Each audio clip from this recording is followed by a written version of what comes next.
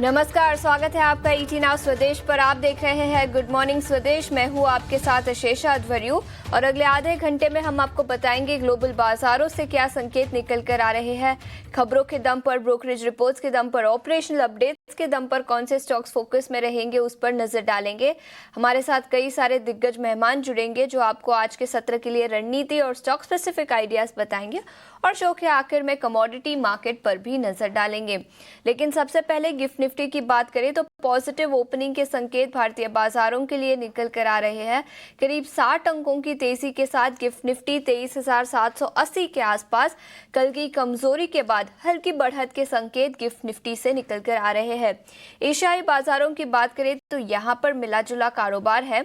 याद रखिए, Japanese market में कल भारी गिरावट दिखी थी, लेकिन आज वहां पर 1.5 से 2% की तेजी है। वही चीन और हांगकांग के बाजारों की बात करें तो यहाँ पर थोड़े से सुस्ती के संकेत निकल कर आ रहे हैं। लेकिन अभिषेक हमारे साथ जुड़ चुके हैं। अभिषेक, अमेरिकी बाजारों में कल मिला जुला कारोबार दिखा, लेकिन टेक शेयरों में शानदार तेजी दिखी और कमोडिटी मार्केट में भी एक्शन कैसा रहा वो बताएं। Good morning.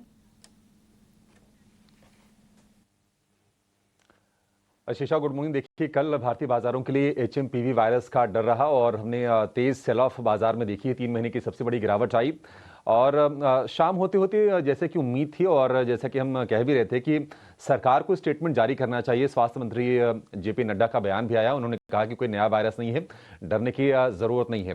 तो ये कि कंट्री स्पेसिफिक थोड़ा सा पैनिक का माहौल ये हो गया था और उम्मीद करेंगे कि आज जो कल की पैनिक थी वो दूर होगी, क्योंकि काफी हद तक क्लैरिफिकेशंस भी इस चीज को लेकर आ गए हैं।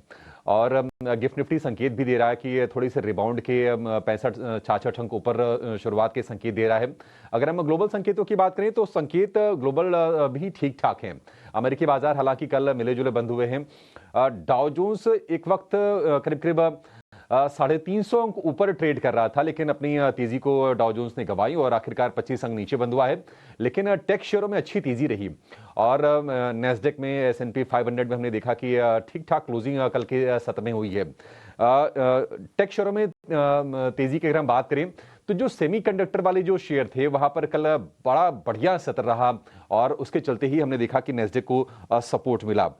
फॉक्सकॉन ने Q4 में रिकॉर्ड आय रिपोर्ट की। शेयर में करीब हमने 3.5-4% के आसपास की तेजी देखी। एनवीडिया की बात करें तो लगातार हमने तीसरे सत्र में एनवीडिया में तेजी देखी है, जो कि मार्केट कैप के लिहाज से सबसे बड़ी कंपनी है और एनवीडिया नए शिखर पर जाके बंद हुआ है। तो इन चीजों ने हमने देखा कि नैस्डैक को और S&P 500 में लगातार दूसरे दिन जो तेजी बनी, इसको क्रेडिट जाता है। एक और चीज पॉजिटिव होती हुई दिख रही है अमेरिका के कॉन्टेक्स्ट में, और वो ये है कि वॉशिंगटन पोस्ट ने रिपोर्ट की है कि जो पहले बहुत ही अग्रेसिव टैरिफ इंपोज करने को लेकर डोनाल्ड ट्रंप ने बयान दिए थे, ऐसा हो सकता है कि थोड़ा सा उसमें वो कटौती करें अपने स्टांस में। देखते हैं कि क्या कुछ होता आगे, लेकिन ये पॉजिटिव चीज जरूर हो सकती है। कुछ अहम आर्थिक आंकड़े आने वाले हैं अमेरिका में इस हफ्ते। आज जॉब ओपनिंग और लेबर टर्नओवर सर्वे के आंकड़े आएंगे। कल ADP प्राइवेट पेरोल रिपोर्ट के आंकड़े आएंगे, लेकिन शुक्रवार को बहुत ही क्रूशियल डे है, उस दिन आएंगे नॉन फार्म पेरोल के आंकड़े दिसंबर के। इस पर बाजार की नजर रहेगी। उसके पहले गुरुवार को अमेरिका के पूर्व राष्ट्रपति जिमी कार्टर की पुण्यतिथि पर बाजार बंद रहेंगी। तो अमेरिका से संकेत ठीक ठाक है। आज उम्मीद करके चलेंगे कि जो नेस्डैक की जो तेजी है IT शेयरों के लिए थोड़ा ट्रिगर का काम करेगी। हालांकि थोड़ा सा ना अलग कंपनीज है, वहां सेमीकंडक्टर प्रोडक्ट वाली कंपनी ज्यादा है, हमारे सर्विसेज वाली कंपनी है। कितना इंपैक्ट आएगा वो देखने वाली चीज होगी। एशिया की बात करें तो एशिया में आज हम देख रहे हैं कि मिला जुला रुझान है। निकेई में हम कमजोरी देख रहे थे, लेकिन आज तेजी लौटी है। करीब 750-800 अंकों के आसपास की तेजी है इस वक्त हम निकेई में देख रहे हैं। और हांगकांग के बाजार, चीन के बाजार वो हल्की सी नरमी के साथ कारोबार कर रहे हैं। हांगकांग में लिस्टेड कंपनी है टेंसेंट, उसमें आज 5% की गिरावट है और उसकी वजह यह है कि टेंसेंट को अमेरिका के रक्षा विभाग ने चाइनीज मिलिट्री कंपनी के तहत लिस्ट किया है। कुछ और भी कंपनीज है बट टेंसेंट उसमें प्रमुख है और टेंसेंट के शेयर में हम देख रहे हैं कि 5% के आसपास की गिरावट है हांगकांग के बाजार में। अन्य संकेतों की बात करें, सोना 2650 डॉलर के आसपास ही है। चूंकि बॉन्ड यील्ड थोड़ी सी बड़ी है, सोना थोड़े से प्रेशर में आया है।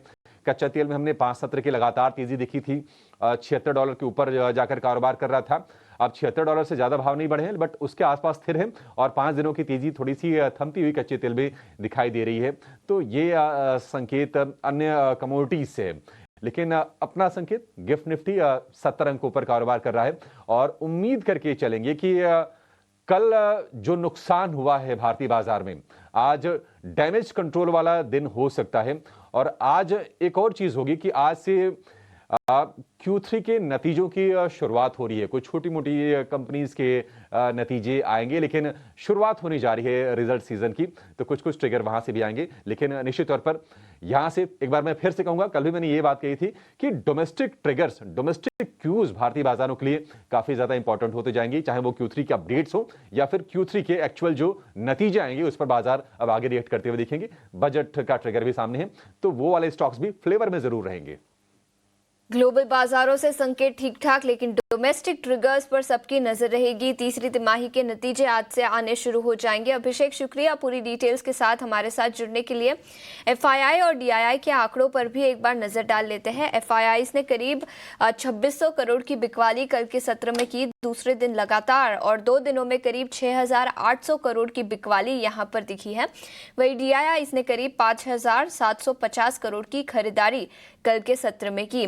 इंडेक्स फ्यूचर्स में 240 करोड़ की खरीदारी, इंडेक्स ऑप्शंस में करीब 28,000 करोड़ की खरीदारी दिखी। स्टॉक फ्यूचर्स में 2100 करोड़ की बिकवाली, वही स्टॉक ऑप्शंस में करीब 1300 करोड़ की खरीदारी कल के सत्र में दिखी। लेकिन दूसरे दिन लगातार फॉरेन इंस्टीट्यूशनल इन्वेस्टर्स में कल के सत्र में बिकवाली की। 3 स्टॉक्स एफएनओ बैन में रहेंगे, हिंदुस्तान कॉपर, मणप्पुरम फाइनेंस और आरबीएल बैंक, जिसमें से हिंदुस्तान कॉपर को आज ऐड किया गया है एफएनओ बैन में। कल के सत्र की कमजोरी के बाद आज क्या एक रिबाउंड दिखाई दे सकता है, ये बताने के लिए अब हमारे साथ डिम्पी जुड़ चुके हैं। Dimpy, good morning. बताएं, कल की कमजोरी के बाद आज कौन से लेवल्स पर हमें नजर रखनी चाहिए? आशीषा, गुड मॉर्निंग। देखिए, कल तो काफी डैमेज हुआ। कल अगर आप बैंक निफ्टी के हिसाब से देखेंगे तो एक्सट्रीम डैमेज वहां पे आपको दिखेगा। हालांकि निफ्टी फिर भी 200 दिनों के एवरेज के इर्द गिर्द घूमता रहा। कुछ ज्यादा बड़ा नुकसान निफ्टी में पॉइंट्स में नहीं हुआ, ना ही कन्विक्शन में हुआ, क्योंकि थोड़ा आईटी की वेटेज थी। और आज भी आप देख रहे हैं लेस्टे के ऊपर बंद हुआ है, तो इसका मतलब आईटी आज फिर से सेवर हो सकता है आपका। बट प्रॉब्लम कहाँ पे है? प्रॉब्लम ये कल जो ओवर रिएक्शन हुआ है GMPV वायरस का, वो मार्केट को थोड़ा डिस्टर्ब कर रहा है। कल आपने देखा 15-16% विक्स बढ़ा। ऐसे ग्लोबल मार्केट्स में कोई खबर नहीं आई, डोमेस्टिक खबर कोई थी नहीं, सिर्फ और सिर्फ एक GMPV वाला मैटर था जो कि मार्केट को थोड़ा डिस्टर्ब कर गया, क्योंकि ये कैलकुलेटेड नहीं था, किसी को भी नहीं पता था इस तरह से होगा। हालांकि ग्लोबल मार्केट्स में और मार्केट्स ने चल के ये प्रूव कर दिया कि ये मैटर कोई ज्यादा बड़ा कंसर्न है नहीं। फिर दूसरा, कल मार्केट के काफी सारे वेटरन्स ने भी कहा कि प्रॉब्लम नहीं है। फिर तीसरा, सरकार की खुद मंत्री ने आके कहा कि कोई प्रॉब्लम नहीं है। एक डिटेल ये भी है कि जिन 2-3 पेशेंट्स पकड़े गए उनकी खुद बहुत फास्ट रिकवरी हुई है और 1-2 को तो छुट्टी भी मिल जाएगी आज। तो कहने का मेरे मतलब यह है कि ये कुछ ज्यादा बड़ी प्रॉब्लम नहीं है। मार्केट में जिसने ओवर रिएक्शन दिया, इस ओवर रिएक्शन को आज सेकेंड डे कितना भरता है, ये बहुत इंपॉर्टेंट है। देखिए, 1000 पॉइंट गए थे कल बैंक निफ्टी के, करीब 1100 पॉइंट। अगर फिर 500 पॉइंट भी आज बैंक निफ्टी वापस ले आता है तो इसका मतलब रिट्रेसमेंट है। Market again in the good form हो सकता है वापस से, और एक शेक के बाद वापस अर्निंग्स और बजट के हिसाब से बाइंग करेगा मार्केट। अगर ऐसा नहीं होता, यानी कि 500 पॉइंट्स की कम से कम आज रिकवरी बैंक निफ्टी पर नहीं होती और करीब 150 पॉइंट की रिकवरी निफ्टी पर नहीं होती, तो ये माना जाएगा कि फिलहाल अभी भी प्रॉब्लम काफी ज्यादा है, क्योंकि इस 150 पॉइंट पे कोई भी एवरेजेस ठीक नहीं होंगी। एवरेजेस सारी खराब है। आई रिपीट माई सेल्फ, 50-500 आपको चाहिए ही चाहिए बैंक निफ्टी पर, और निफ्टी पर आपको 23,800 चाहिए ही चाहिए। ये दोनों लेवल्स अगर आज आप गेन कर जाते हो तो फिर आप सोचेगा कि वन डे ये हॉरर था, उसके बाद फिर से खत्म हो गई सारी चीजें, वापस you are again on the right track. अगर ये नहीं होते, दोनों लेवल्स नहीं आते, तो फिर थोड़ा वेट एंड वॉच करना चाहिए। हो सकता है पीछे पीछे कुछ और भी पकड़ा हो। तो फिलहाल ये दोनों इंपॉर्टेंट लेवल्स हैं जो हमने आपके सामने नोटिस किए। लेवल्स जहां पर आपको नजर रखनी चाहिए। डिम्पी, शुक्रिया पूरी डिटेल्स के साथ हमारे साथ जुड़ने के लिए। लेकिन बाजार पर विस्तार में चर्चा करने के लिए अब हमारे साथ एंजल वन के राजेश भोसले भी जुड़ चुके हैं। राजेश सर, बहुत बहुत शुक्रिया समय निकालकर जुड़ने के लिए। आपकी रणनीति आज क्या होगी और कौन से लेवल्स पर हमें नजर रखनी चाहिए? जी नमस्कार, गुड मॉर्निंग। यस, डेफिनेटली कल मार्केट काफी अंडर प्रेशर था एंड निफ्टी में 1.5% के फॉल के बाद आज कहीं ना कहीं एक्सपेक्ट कर कि 23,500 के आसपास मार्केट को सपोर्ट मिल सकता है। 23,500 लास्ट वीक से ही एक सपोर्ट के जैसा एक्ट कर रहा है। एंड कल का जो फॉल था मेजरली वायरस की वजह से था। एंड गवर्नमेंट क्लैरिफिकेशन के बाद हम एक्सपेक्ट करें कि 23,500 के आसपास मार्केट सपोर्ट ले सकता है। हैविंग सेड दैट, मार्केट में कहीं ना कहीं कॉशियसनेस रहेगा, तो हायर एंड में कोई भी बाउंस आता है तो 23,800 और 23,850 जहाँ पे 200 डीएमए है तो वहाँ पे मार्केट रेजिस्टेंस लेगा। तो हम एक्सपेक्ट करें कि कल के वॉलेटिलिटी के बाद आज मार्केट सीमित दायरे में ट्रेड करेगा, जहाँ पे अंडरटोन कहीं ना कहीं नेगेटिव ही रहेगा।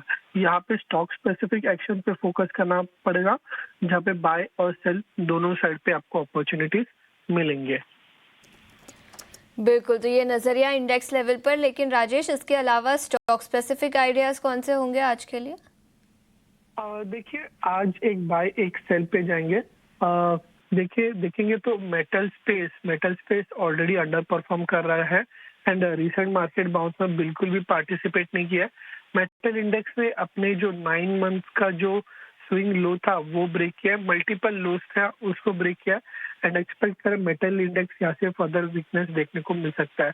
मेटल स्पेस में से जेएसडब्ल्यू स्टील वीक लग रहा है। कल हमने देखा था एक फ्रेश ब्रेकडाउन आया था एंड 200 डीएमए के नीचे भी इसने क्लोज दिया है। जेएसडब्ल्यू स्टील में फर्दर वीकनेस एक्सपेक्टेड है। 901 के आसपास ट्रेड कर रहा है, 921 का स्टॉप लॉस रहेगा एंड यहाँ से जो डाउनसाइड हम एक्सपेक्ट कर रहे हैं जेएसडब्ल्यू स्टील में वो होंगे 865 लेवल्स के। एक बाय देना चाहूंगा यहाँ पे मेट्रोपोलिस लैब का। कहीं ना कहीं वायरस के चर्चे से इस स्टॉक को कहीं ना कहीं फायदा है एंड ये एक्चुअली अगर आप देखें तो टेक्निकली भी एक अच्छे सपोर्ट पे ट्रेड कर रहा है। यहाँ पे कल वॉल्यूम्स के साथ एक रिवर्सल देखने को मिल रहा है एंड पॉसिबली यहाँ से ये जो बाउंस है वो आगे जाते हुए देखने को मिल सकता है। तो मेट्रोपोलिस लैब बाय किया जा सकता है। 1970 का स्टॉप लॉस होगा एंड यहाँ से जो अपसाइड एक्सपेक्ट कर रहे हैं वो होंगे 2150 के। मेट्रोपोलिस हेल्थ केयर जहां पर कल एक्शन दिखा था, उसी सेक्टर से एक स्टॉक खरीदारी की राय, और इसके अलावा स्टील सेक्टर से जेएसडब्ल्यू स्टील पर बिकवाली की राय दी है, जहां पर 865 तक के लेवल्स नजर आ सकते हैं। तो ये नजरिया स्टॉक स्पेसिफिक आइडियाज और मार्केट पर। बहुत बहुत शुक्रिया राजेश, समय निकालकर हमारे साथ जुड़ने के लिए, रणनीति और कुछ स्टॉक स्पेसिफिक आइडियाज बताने के लिए। आपका आप देख रहे हैं गुड मॉर्निंग स्वदेश। आगे बढ़ते हैं, खबरों के लिहाज से कौन से स्टॉक्स फोकस में रहेंगे वो बताने के लिए अब हमारे साथ शरद स्टूडियो में जुट चुके हैं। शरद, गुड मॉर्निंग। ऑपरेशनल अपडेट्स तो कई सारी नहीं है आज सुबह, लेकिन इसके अलावा कुछ डील्स हुई है, कुछ ऑर्डर विन्स होंगे, बताएं। जी बिल्कुल, न्यूज़ फ्लोज जो है ऑफ कोर्स Q3 अपडेट्स तो अब हो ही चुके हैं और आज से जो है हम देख सकते हैं कि GM ब्रूअरीज और मोबिक्विक जैसे नतीजे भी आने वाले, तो of course earning specific previews तो आने लगेंगे। लेकिन अब जो है कुछ अनाउंसमेंट्स आ रहे हैं। बहुत एक इंटरेस्टिंग अनाउंसमेंट आई है एक्विजिशन की। सीमेंट में हमने देखा है कि कंसोलिडेशन हो रहा है, बट बड़े बड़े प्लेयर्स करे, अब छोटे प्लेयर्स करने लगे IBC रूट से। ये एक नया ट्रेंड आया है हमारे पास। अब चलिए हम पहले बताते हैं तीसरे तिमाही की अपडेट्स के बारे में। सबसे पहले जो इन्फो एज की largely inline set of numbers आए हैं। जो स्टैंड अलोन बिलिंग होती है वो लगभग आप कह सकते हैं 16% भागा है। 670 करोड़ रुपए का जो है ग्रोथ आया है। उसमें दो भाग होते हैं इन्फो एज के। एक होता है उनका रिक्रूटमेंट सर्विसेज का, यहाँ पे देखें तो 15% का लगभग ग्रोथ आया है। और जो रियल एस्टेट का 99 एकर्स का बिजनेस है, यहाँ पे भी देखें तो 17% का ग्रोथ आया है। तो रियल एस्टेट के बिजनेस में अच्छी आउट परफॉर्मेंस भी थोड़ी देखने मिली है। बजाज फिनसर्व की बात करें तो मिक्स सेट ऑफ नंबर्स आए। हमने सिर्फ दिसंबर के आंकड़े लिए क्योंकि हर बार मंथली अपडेट इस कंपनी की आती है। यहाँ पे बजाज अलायंस की जनरल इंश्योरेंस की बात करें तो ग्रॉस डायरेक्ट प्रीमियम जो है 7% ईयर ऑन ईयर बेसिस पे गिर चुका है। वही बजाज अलायंस लाइफ इंश्योरेंस के बारे में बात करें तो यहाँ पे टोटल प्रीमियम जो है 10% ईयर ऑन ईयर बेसिस पे बढ़ चुका है। तो यहाँ पे मिक्स ट्रेंड्स जो हैं दोनों इंश्योरेंस कंपनीज के आंकड़े में देखने मिल रहे हैं। तो ये तो आपके ऑफकोर्स हुए Q3 अपडेट्स, लेकिन ज़्यादा नहीं थे। लेकिन आज कुछ स्टॉक्स है जिस पे नज़र रखेंगे, खासकर की वैल्यू अनलॉकिंग थीम पे भी। IGL पे नज़र रखेंगे। सबसे पहला स्टॉक है BPCL ने जो है अनाउंस किया कि इन प्रिंसिपल अप्रूवल दे दी है उनकी आर्म की लिस्टिंग की, जिसका नाम है महाराष्ट्र नेचुरल गैस। अब ये कंपनी क्या है? ये एक ऑथराइज्ड सिटी गैस डिस्ट्रीब्यूटर है पुणे में, और ये कंपनी के 3 जो है शेयर होल्डर्स हैं। एक JV है एक टाइप का, 50% IGL का है, 22.5% BPCL का है, 22.5% गेल का है। तो तीनों ही कंपनीज में जो है हम जो है वैल्यू अनलॉकिंग देखने मिल सकता है। भारत फोर्ज RK फोर्ज के लिए जो पॉजिटिव न्यूज़ फ्लो है, नॉर्थ अमेरिकन क्लास 8 जो ऑर्डर्स आती है दिसंबर में, वो लगभग 23% ईयर ऑन बेसिस पे जो है यहाँ पे बढ़त देखने मिला है। परसिस्टेंट सिस्टम की भी एक्विजिशंस आई है BFSI स्पेस से, लगभग $6 मिलियन की जो है सोहो करके कंपनी में एक्विजिशन किया है। NMDC में भी नज़र रखिएगा, यहाँ पे स्टील मिनिस्ट्री ने प्रपोज किया है कि KIOCL और NMDC का जो है मर्जर हो सकता है और आगे जाते हुए NMDC जो है एक्सपोर्ट आयरन पेलेट्स कर सकते हैं KIOCL के तरफ से इस प्रपोज्ड मर्जर के बाद। तो ऑफकोर्स यहाँ पे भी वैल्यू अनलॉकिंग की थीम बन रही है। तो दो स्टॉक्स जो है हमने देख लिया, वैल्यू अनलॉकिंग आ रही है, बट कुछ प्रोजेक्ट ऑर्डर विंस पे भी फोकस करते हैं। पावर ग्रिड को 2 प्रोजेक्ट आया इंटरस्टेट ट्रांसमिशन का, एक कर्नाटक गवर्नमेंट से और दूसरा गुजरात गवर्नमेंट से। अशोक बिल्डकॉन को भी देखें तो लगभग 1400 करोड़ का जो है कंसेशन एग्रीमेंट NHAI से साइन किया गया है। जाइडस लाइफ की बात करें तो US FDA NDA अप्रूवल आ गई है पेडियाट्रिक मेडिसिन के लिए, तो एक टाइप से स्टॉक में पॉजिटिव रिएक्शन देखने मिल सकता है। और आखिर में न्यूवोका विस्टा, जिसके बारे में हम बात कर रहे थे कि कंसोलिडेशन सीमेंट स्पेस पे जो है एक नए लेवल पे आई है। यहाँ पे देखें तो यहाँ पे सक्सेसफुल रेजोल्यूशन एप्लीकेंट आई है जो IBC से वदराज सीमेंट को लिया है। तो ऑफकोर्स यहाँ पे जो है लगभग 15 से लेकर 20% तक इनकी कैपेसिटी बढ़ जाएगी। हालांकि इसमें डील वैल्यू अभी तक नहीं दिया गया है, बट याद रखिए अब कंसोलिडेशन जो है small cap mid cap cement space में भी देखने मिल रहा है। तो पहले हमने देखा था कि 2 लार्ज प्लेयर्स है इंडस्ट्री के जो एक्वायर किए जा रहे थे पिछले 1.5 से 2 साल में, बट अब ट्रेंड जो है IBC एक्विजिशंस का भी देखने मिल रहा है। तो ऑफकोर्स एक रब ऑफ इफेक्ट जो है आपके mid cap small cap cement stocks को आज देखने मिल सकता है। तो ये अहम स्टॉक्स है जिस पे आप नज़र रखिए, आज यहाँ पे एक्शन देखने मिल सकता है। बिल्कुल, तो कई सारे स्टॉक्स जो खबरों के दम पर आज फोकस में रहेंगे। सीमेंट सेक्टर से तो है ही, लेकिन इसके अलावा जाइडस लाइफ साइंसेज की बात की जहां पर US FDA से अप्रूवल मिला है। मेटल सेक्टर, मेटल यानी माइनिंग सेक्टर से NMDC और KIOCL, और इसके अलावा ऑपरेशनल अपडेट्स भी कुछ आए हैं। शरद, शुक्रिया पूरी डिटेल्स के साथ हमारे साथ जुड़ने के लिए। आगे बढ़ते हैं, ब्रोकरेज रिपोर्ट्स कहाँ पर निकल कर आई है वो बताने के लिए अब हमारे साथ रविंदर जुड़ चुके हैं। Ravinder, good morning. बताएं कहाँ पर है ब्रोकरेज रिपोर्ट्स और उसके दम पर कौन से स्टॉक्स आज फोकस में रहेंगे? जी, तो सबसे पहले शुरुआत करेंगे जोमेटो से, जहाँ पर जेफरीज की नोट आई है और उन्होंने जो है स्टॉक को होल्ड रेटिंग पर डाउनग्रेड किया है और टारगेट प्राइस 275 का रखा है। जेफरीज का कहना है कि क्यू कॉमर्स में जो कंपटीशन इंक्रीज हो रहा है उसके कंपनीज के प्रॉफिटेबिलिटी में कुछ चैलेंजेस देखने को मिल सकते हैं और जो हमें 2024 में एक शार्प अच्छी रैली देखने को मिली थी जोमेटो के शेयर्स में। जेफरीज का मानना है कि जो 2025 का जो ईयर है वो एक कंसोलिडेशन रह सकता है और हायर डिस्काउंटिंग देखने मिल सकता है। मीडियम टर्म प्रॉफिटेबिलिटी में कुछ चैलेंजेस भी है। जेफरीज ने FY 26 से 27 का जो कंसोल एबिटा है वो 12 से 15% पर ट्रिम किया है। इसी के साथ साथ मॉर्गन स्टैनली की भी नोट आ रही है जोमेटो पर, जहां पर उन्होंने ओवरवेट रेटिंग को मेंटेन रखा है और टारगेट प्राइस 355 का रखा है। मॉर्गन स्टैनली ने जो है इंडिया इंटरनेट स्पेस में जोमेटो को एक टॉप पिक पर रखा है और उनका कहना है कि जो कंपनी का स्ट्रॉन्ग फोकस है प्रॉफिटेबिलिटी में और बेटर ग्रोथ विजिबिलिटी में। हाई कंपटीशन के बढ़ने के बावजूद जो प्रोजेक्टेड रेवेन्यू CAGR है वो 33% का है ओवर FY 25 से 27 का और कंपनी जो है monthly active gainer user metric जो है उसमें गेन कर रही है। इसी के साथ साथ बायोकॉन पे भी जेफरीज की नोट आ रही है, जहाँ पर उन्होंने जो है अपग्रेड किया होल्ड रेटिंग और टारगेट प्राइस 400 का रखा है। उनका कहना है कि US FDA ने जो बेंगलुरु बायोलॉजिक प्लांट में क्लियरेंस दिया है वो एक पॉजिटिव इन्फ्लो है और बायोलॉजिकल बिजनेस में ग्रोथ विजिबिलिटी इंक्रीज हो गई है। ब्लू स्टार की बात करें, वहाँ पर भी जेफरीज की नोट आ रही है, वहाँ पर उन्होंने जो है डाउनग्रेड किया है बाय रेटिंग पर और टारगेट प्राइस जो है डाउनग्रेड किया है होल्ड रेटिंग पर और टारगेट प्राइस जो है 2340 का रखा है। जेफरीज का कहना है कि जो ब्लू स्टार के शेयर्स में 2024 में 140% से ज़्यादा की तेज़ी देखने को मिल रही थी और स्टॉक जो है अभी FY 26 एस्टिमेटेड जो PE है वो 60 टाइम्स ट्रेड कर रहा है और 5 ईयर्स एवरेज PE जो ऑलमोस्ट 41 टाइम्स पर है और इस शार्प रैली के बाद अभी जो है एक लिमिटेड अपसाइड एक्सपेक्टेड है और जेफरीज जो है डिस्क्रिशनरी सेक्टर में जो है सिलेक्टिव है। इसी के साथ साथ Hyundai पर भी नोट आ रही है सिटी की, जहाँ पर उन्होंने बाय रेटिंग पर इनिशिएट किया है और टारगेट प्राइस 2250 का रखा है। उनका कहना है कि कंपनी का स्ट्रॉन्ग परसेंटेज और डाइवर्स SUV मॉडल जो है ऑफरिंग और पोटेंशियल ग्रोथ देखने को मिल सकता है कंपनीज के एक्सपोर्ट से और इसी के साथ जो कैपेसिटी एक्सपांशन है उसके कंपनीज का जो वॉल्यूम है उसमें बूस्ट देखने को मिल सकता है H2 CY26 में। इसी के साथ साथ IGL पर भी नोट आ रही है IRCT की, जहां पर उन्होंने मेंटेन रखा है बाय रेटिंग और टारगेट प्राइस 450 का रखा है। BPCL ने जो है इन प्रिंसिपल अप्रूवल दे दिया है MNGL के लिस्टिंग के लिए, और MNGL जो है एक ऑथराइज CGD है पुणे में, जो कि जॉइंट वेंचर है IGL, BPCL और गेल की, और इस लिस्टिंग से जो है IGL का वैल्यू अनलॉक हो सकता है।